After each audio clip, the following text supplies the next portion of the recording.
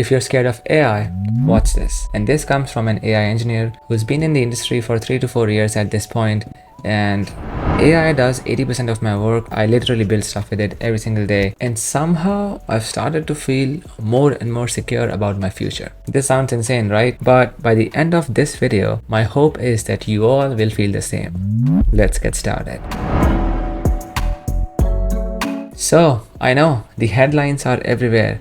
Every major tech CEO says that AI is going to wipe out a lot of the jobs, and AI is going to take a lot of jobs, and all of the things that we are doing right now, they are going to become redundant. I think I made a video when Mark Zuckerberg mentioned AI is going to replace all of the mid-level developers at Meta, and then Nvidia CEO Jensen Huang, he says that coding might be dead, and Sam Altman and Dario, all of these say that we are going to need far engineers than we have today. And I do think they all have a point, because the jobs that we are doing right now, they all will be sort of automated, or they all will be done better by AI, and we'll be doing some other stuff. I want you all to focus on what the pattern says, not for all this news and all this commentary, but a pattern where a new technology, or anything for that matter, has been injected into the major workforce. I want to look at the patterns of what happened throughout history.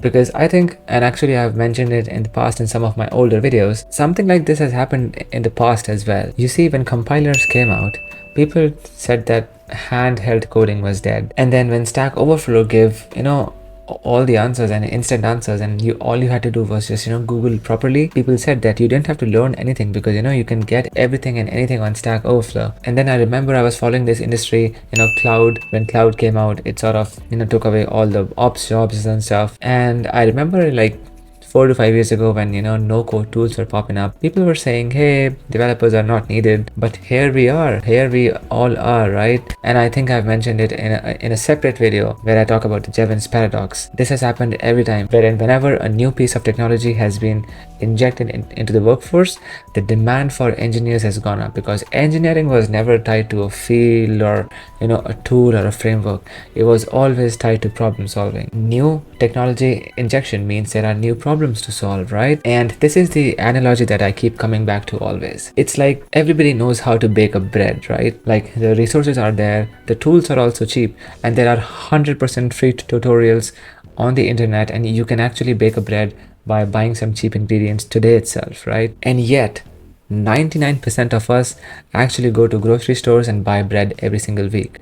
Why is that so? That is because accessibility doesn't mean easy. The gap between I can do this versus I can do this reliably, consistently, at scale, so that other people can depend on me, those are two different things. Like, I can bake bread, but in my leisure time. But I can't bake bread for thousands of people every single week. I can't even bake bread for myself every single week because I have so many other things to do, right? And the same is true for these, this tech AI projects and stuff. Like, you can work on them on a weekend, and you can work on your passion projects and stuff, but just saying that vibe coder is gonna eliminate the developer's job, that's not gonna happen.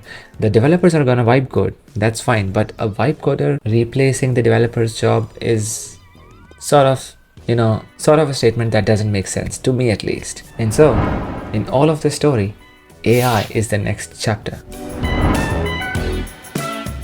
Let me tell you what I mean. So right now I'm building a RAG system at my day job, and AI writes a lot of code for me, as it does for all of you, right? But then sometimes I do hit a wall, and in those circumstances, I need to decide what is the right chunking strategy for a particular type of data. How do I index certain parts of the data so that they don't fall in production? Things like, how do I manage context without losing coherence? And there are these 20, 30 different steps in the pipeline. And when something fails, and something always fails, right? You need to know which step broke. And obviously, like, AI can help you figure that out, but you have to make those calls, right? Because at the end of the day, anybody, any user, any user of your product, an organization, anybody, they can't blame AI. They're going to come to you. And this last 20%, this requires 80% of the effort. The Pareto principle, the first 80% is easy.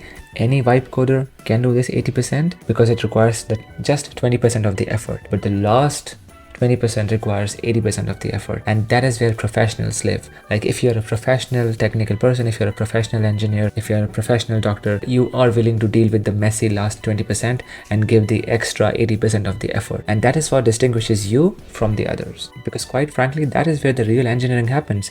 Critical thinking, research under ambiguity, problem solving, all these things. Knowing the right questions to ask. And when your questions are wrong, asking the better ones. All these things you have to do. And that part, I don't think has gone anywhere. In fact, that part has become more and more important as we deal with these probabilistic AI models which are non-deterministic, which don't give consistent answers every time, right? Because it's based on probability. Like if you dig deep down, at the end of the day, it's a probabilistic function just predicting the next word / number, whatever, right? So this is what I'm going to tell you, not as a philosophy thing or any mumbo jumbo, as a practical approach. Build.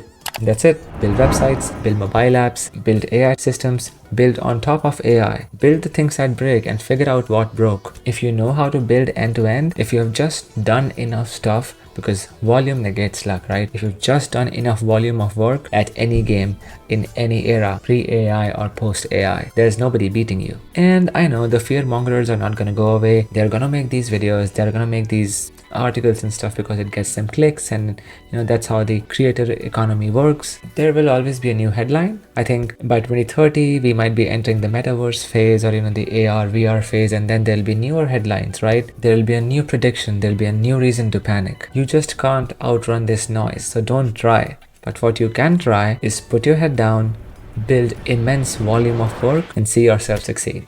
That's it for this video. I'll catch you guys in the next one. Peace.